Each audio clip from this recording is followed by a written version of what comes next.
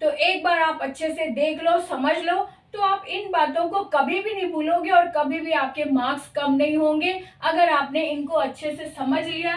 ये एक ऐसे तथ्य हैं, ये इस तरह से है कि ये जो नाम लिखे ये हमेशा पुल्लिंग शब्द है। ये वो शब्द है जो हमेशा पुल्लिंग होते हैं। कौन कौन से?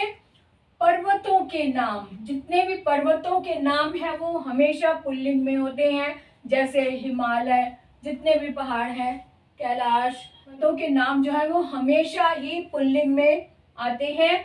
महीनों के नाम, मंथ के नाम जो है वो भी हमेशा ही, चाहे वो हिंदू कैलेंडर के अकॉर्डिंग हो चाहे वो इंग्लिश कैलेंडर के हो, लेकिन वो पुल्लिंग में ही होते हैं। जैसे चैत्र का मास या जुलाई, जून, मई, जून, जुलाई या जो भी मंथ ले लो।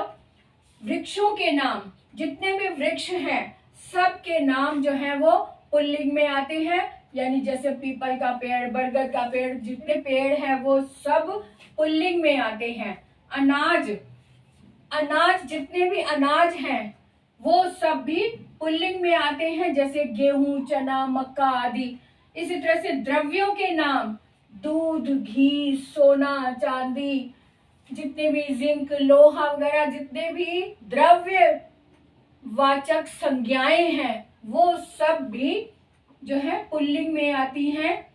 आगे देखो, जल और स्थल के भाग।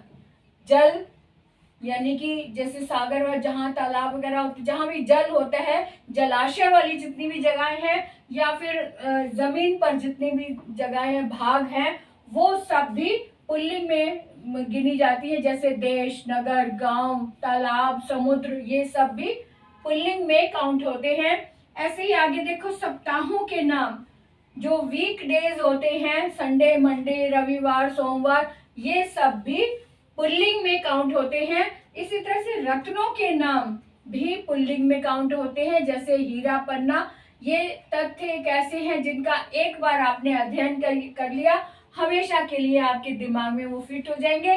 और दूसरों को भी सुनाए, एक गेम की तरह हो जाता है, दूसरों को भी सिखाए। तरीका होता है, एक ट्रिक है कि अगर आपने अच्छे से अपने आप को समझाना है तो जो आपने याद किया हुआ है वो किसी और को सुना दो या उनको समझा दो, उनको पढ़ा दो, तो आपके जो भी आपने याद किया है वो हमेशा के लिए पक्का पत्थर की लकीर की तरह आपके अंदर बस जाएगा।